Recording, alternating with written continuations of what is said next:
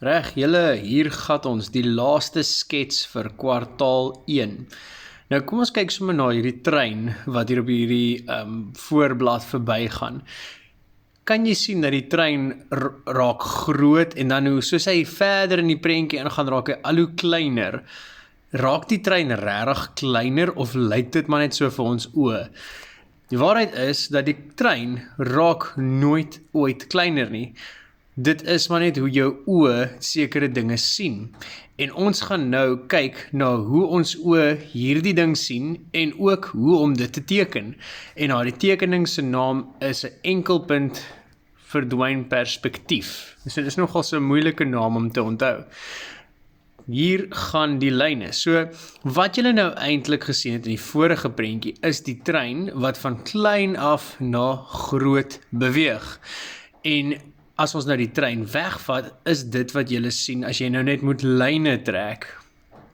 En wanneer jy nou jou blokkie klaar teken en jy vee die agterste gedeeltes uit, dan is dit hoe jou blokkie of jou trein sal lyk. Groot na klein. Nou hoe teken ons dit wanneer ons nou in tegniese tekeninge dit moet doen? O ja, voor ek dit wil doen, wil ek net sê, julle het laasweek 3D gedoen, dis so 'n 3D blokkie lyk. Hierdie keer gaan julle verdwynpunt doen. So nou kan jy sien hy blokkie raak kleiner na groot. So eerstens begin ons met stap 1. Jy maak vir my 'n kolletjie.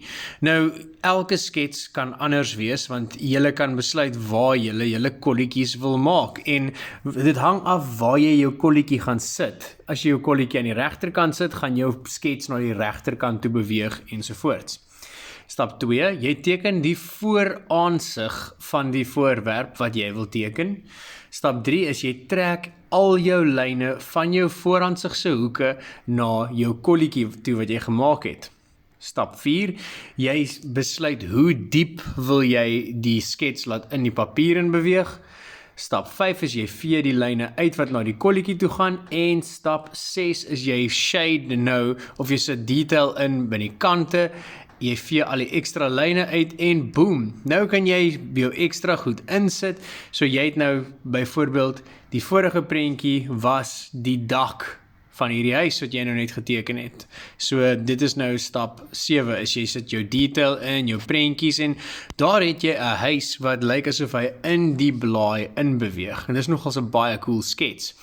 Nou wil ek weer eens sê, jy moet die video stop as jy nog nie die werk vir die week gedoen het nie. As jy die werk gedoen het en jy wil na die memo toe beweeg, kom ons gaan kyk.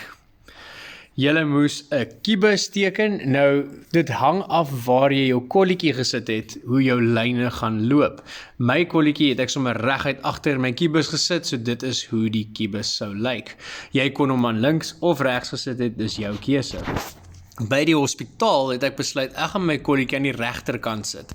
Ek het al my lyne na die regterkant toe getrek, uitgevee en daar was die finale skets soos die lyne in die papier na die regterkant toe gaan. Ek kon nou meer detail ingesit het, ekstra venstertjies ensovoorts. Die trein gaan ek nie vir jou laat op 'n memo sien nie. Ek wil hê jy moet weer eens self probeer en self sukkel en kyk waarmee jou verbeelding opkom.